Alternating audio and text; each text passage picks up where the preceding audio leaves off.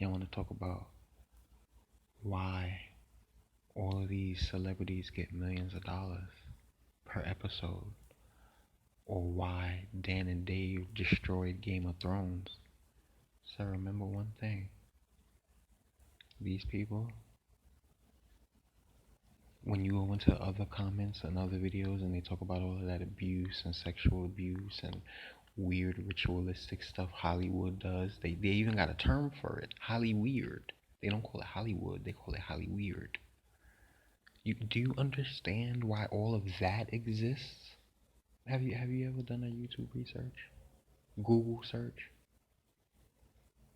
I get offended by some of y'all comments, y'all flippant comments when y'all come here. And don't try to offend me just to get my attention. Like, seriously, stop playing the game on my page. You wonder why a writer like Dan and Dave would destroy Game of Thrones so easily. I said, why would you wonder that? I said, they bought a show that was unfinished from a writer that dealt with the occult. And let's not even go into that. Let's go back to the aspect I was trying to bring up, which is when these celebrities start getting millions of dollars per episode. I said they only give you millions of dollars to do perverted things in Hollywood. You understand? So do you understand why the media would get so mad that some random YouTuber would sit there and get millions of dollars? In the back of the celebrity's mind, they saying, you know what I had to do to get $1 million? How many nasty, perverted, adult things that old men wanted to see, these old stockbrokers and businessmen, they sitting around with billions of dollars thinking they gods. They want to use their power and make people do perverted things for their entertainment. They abuse and kill each other for their entertainment. And they have the celebrities doing that. Come on now, y'all don't see how the coronavirus moved through the celebrities so weird? Like, you know? It's almost as if to say, like, what room were all of these weird people in that all of y'all all of a sudden have coronavirus? You know, certain reporters and certain celebrities and all of these people from all of these different echo chambers come into one echo chamber and have these wild type parties. Like I said, in the echelon of power and knowledge, the celebrity, the Brad Pitt, the Tom Cruise, the Madonna, they're at the bottom. So when these rich billionaires make them do perverted stuff to each other for their entertainment, it's no cameras, it's no recording. The best you can do is get some black guy who sees all of this, or some black girl, and they see all of this stuff, and then they start snitching to the black community about how the world runs anyway. You see how funny that is? They always say, oh, this Illuminati stuff and all of this, the gay mafia and all of these ideas that they try to teach you this wisdom. They really do. They snitch. And a black person is sitting at the tip of that, looking at the tip of the iceberg. They're like, oh wow, that's going on. And then a white person get mad and said, man, this is how the world runs. You think somebody's being nasty to you because you black. You understand that? So imagine all of these media people, these celebrities, that they know in their hearts how they got real millions. And then the media flaunts it in front of you like, oh, look at this person. You don't know what they was, you don't know the sexual nasty stuff that they had to go through. But look at them with this big poster and this diamond ring and all of this money that they're getting from this ad campaign. But at a private party, they was doing something else. Now, knowing that, understand why the media gets mad when some random YouTuber just makes $1 million just by a couple of videos. You understand that? Now, let's go deeper. Think about the power. Think about Lion Maker, Onision, some of the most powerful YouTubers that have created this entire toxic environment for 10 years. Think about the perversion that they dip their foot into, the nastiness, the underage girls. You call it Holly weird. You talk about all of the sexual, ritualistic, Pizzagate. I said, connect the dots, man. And then a YouTuber gets millions of dollars, and then they investigate them, and then all of a sudden they doing the same nasty, perverted stuff as Hollywood. You understand the connection?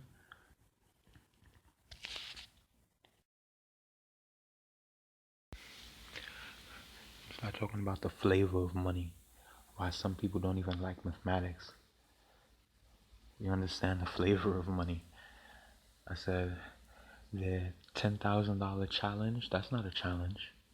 When a big YouTuber like Mr. Beast or Ann Reedon or some of these big YouTubers from all over the world, when they throw that $10,000 challenge joke, you know, Morg's $10,000 challenge, when they throw that joke into the air, I said that's not a joke.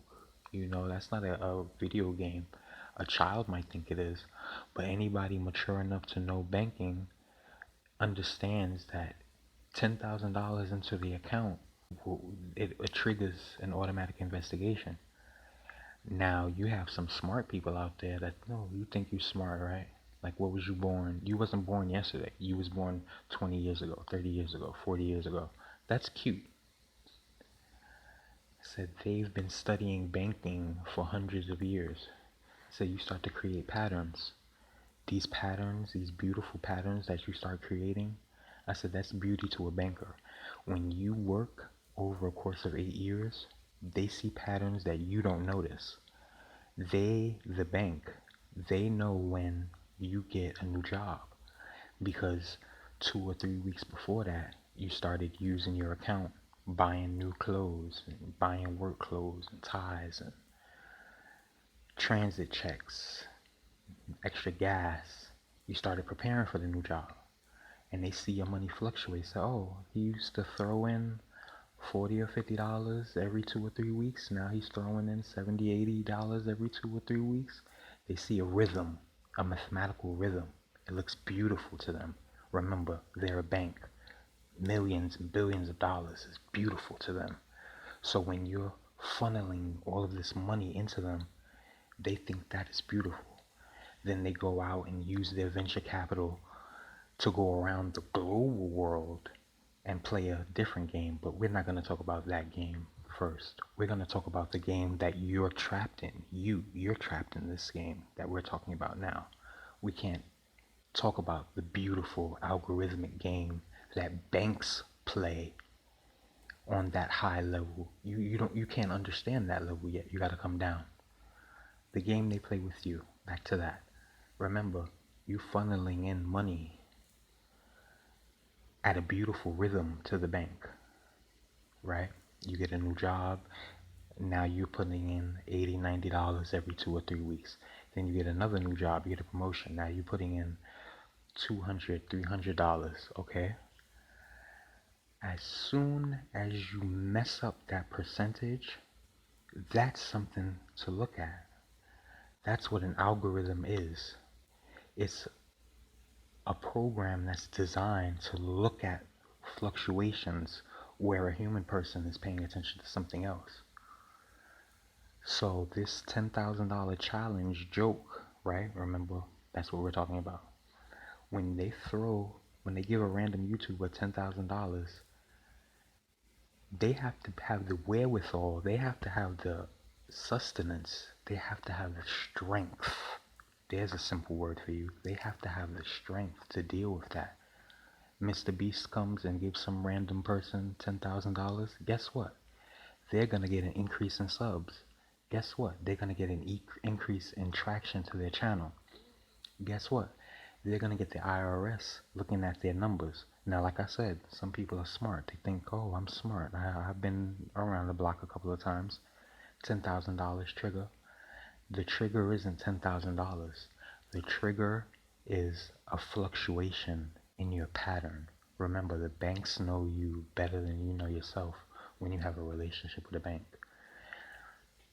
So if you've been steadily throwing in $200 or $300 every 2 or 3 weeks, and all of a sudden you throw in $3,000, then like 5 days later you throw in $400, then 2 days later you throw in $3,000, and then you try to return to your pattern, that fluctuation will have someone investigate and go through. So what are you doing? Let's use the hood voice. Let's use the ghetto voice. That makes the algorithm say, where the fuck you get this extra money from? Said, you don't do this.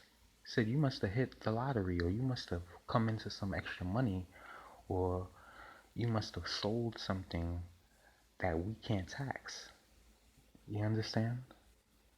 This is how you turn the IRS investigator into an algorithm. This is how you turn anything into an algorithm.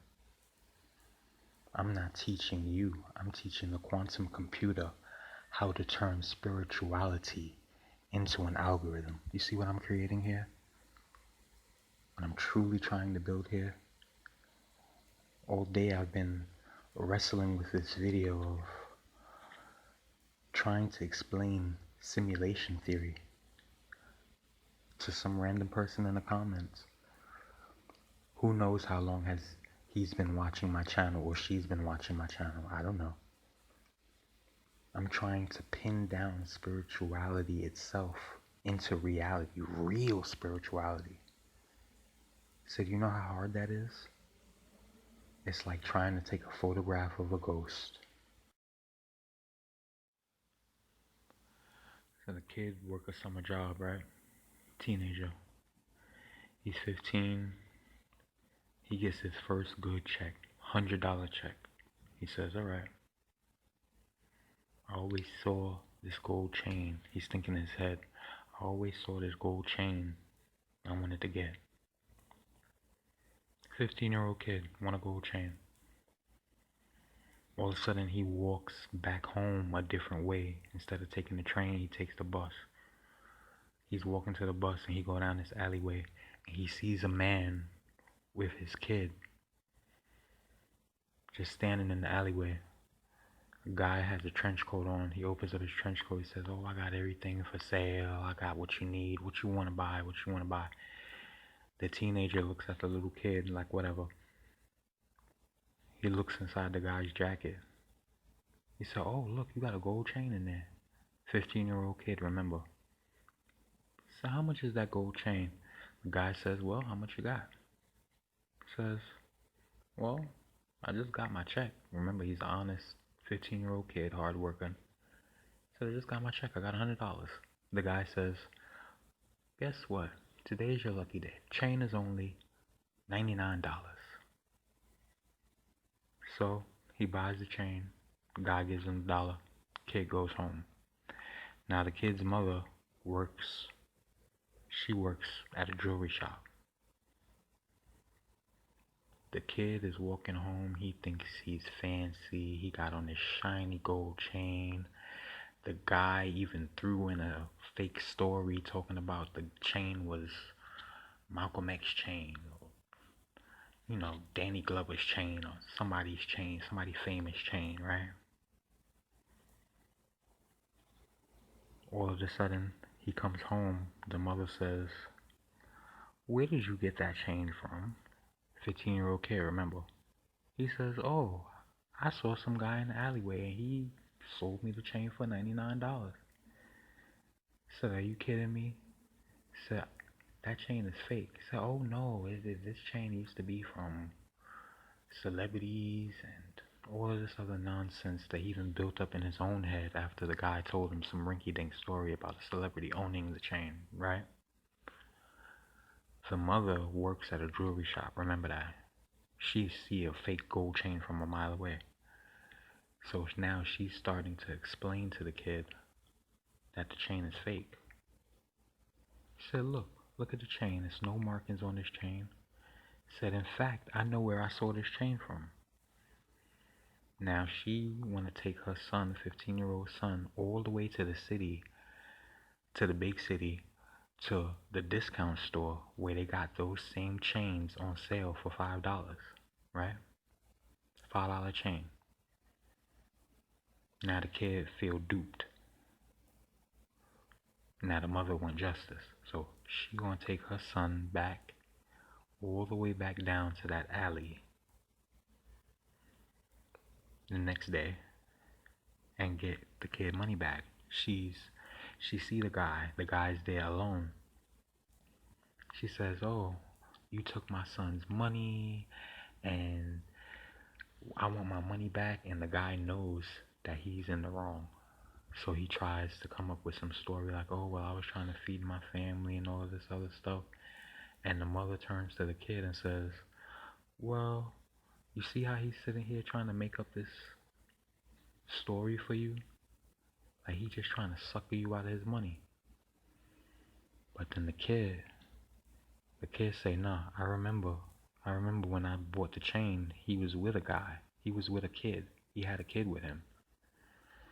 So he's not lying about the kid. Said, give me half my money back and I'll go home. Mother is there. No, we need to get all of this money and you need to get your money back and you tricked my kid. I said, that kid is learning how to be a man. But I'm not telling a story about how a boy turns into a man. The moral of the story is that fake gold chain is what you people worship as Jesus Christ. Said you don't worship the real Jesus Christ. You worship a fake gold chain, not even authentic. You understand this now? What I'm building here, what I'm trying to describe to you guys. That's what you worship. That's what you're used to. You're used to this imitation spirituality, this falseness.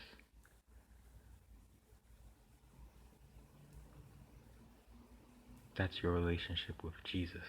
His name isn't even Jesus. It's YHSHWA de Nazareth. Remember, the Roman government took census. People run around talking about Jesus Christ never even lived. I said, yeah, this Jesus Christ image never lived. But YHSHWA de Nazareth, his name is in the Roman census. Open your Bible before we start talking about Jesus. But we're going to really talk about it. So get yourself acquainted with some of those concepts. Because remember, I'm the end point. I'm going to turn all of these philosophical concepts into artwork. The final artwork this planet will see as it pertains to spirituality and connection with God. Amen.